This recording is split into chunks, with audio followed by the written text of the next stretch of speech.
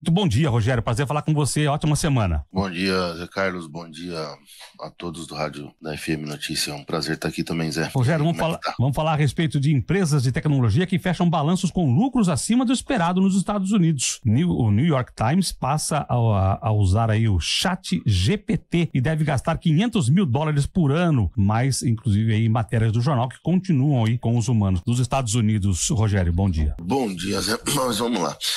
Primeiro, as empresas de tecnologias fecharam com balanço com lucros, e aí as pessoas vão perguntar assim, por que a gente está falando de tecnologia nos Estados Unidos? As empresas de tecnologia nos Estados Unidos, muito de nós brasileiros consumimos empresas e produtos de empresas de lá. Por exemplo, Apple, Motorola, são empresas americanas. E dentro de celulares que não são, muitas das vezes, dos Estados Unidos, como Samsung e LG, você acaba também consumindo produtos americanos dentro disso. E leva essas empresas a terem lucro. A minha pergunta aqui, que eu trago com essa matéria, é assim, quanto isso influencia no Brasil? Influencia demais os negócios brasileiros, porque empresas brasileiras estão diretamente ligadas às empresas americanas. Por exemplo, software de computador, né, quando você usa o Apple ou o Microsoft, então você está usando os produtos americanos. E isso gera lucro para as empresas estadunidenses. E aí, isso faz com que as empresas lá nos Estados Unidos tenham lucro. Mas se elas tiveram lucro, não porque tivemos uma queda na taxa de juros ou porque a economia brasileira,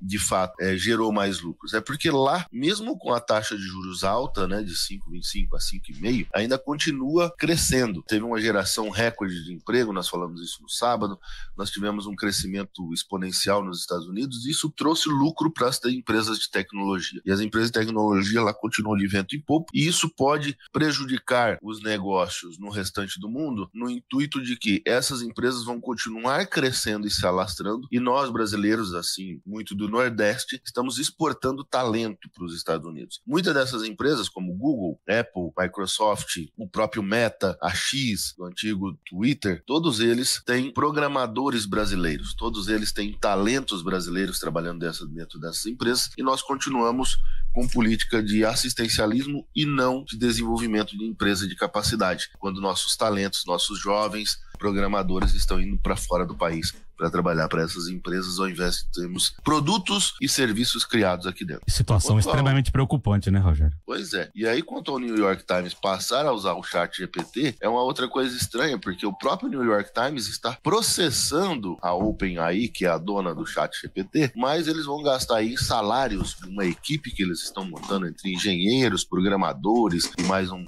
monte de gente. Mais de $500 milhão por ano em salários para esse pessoal estudar e se desenvolver e crescerem usando o Chat GPT que eles estão processando, né? Mas segundo eles vão usar o Chat GPT não é para escrever matérias não, que inclusive escreve muito bem, né? Mas eles disseram que vão começar a usar agora o Chat GPT para fazer essas pesquisas, para entender como a mecânica, como é que funciona a mecânica do AI. E aí a pergunta que se faz lá é, será que eles também não estão pensando em criar sua própria inteligência artificial, né? Olhando para a própria inteligência artificial e aí querendo desenvolver uma em conjunto. E ainda falando, o Zé Carlos, a respeito do pessoal aí da internet, o resultado da Apple de tecnologia, ela foi 13% maior do que o de 2022 em 2023, né? E o Tim Cook, que é o presidente lá, diz ainda que ele tem uma pedra no sapato, que é, na verdade, a China, que ainda ele precisa que as vendas do iPhone comecem a crescer mais na China, e elas estão vindo cada vez menores. Mas é porque talvez a indústria chinesa criou uma réplica lá parecida com o do iPhone, e lá, inclusive, o governo incentivou a indústria de tecnologia, e o governo está desenvolvendo, junto com uma empresa, um software próprio para esse celular, muito parecido com a Apple. E o Zuckerberg, né, o dono da Meta, ele triplicou o lucro,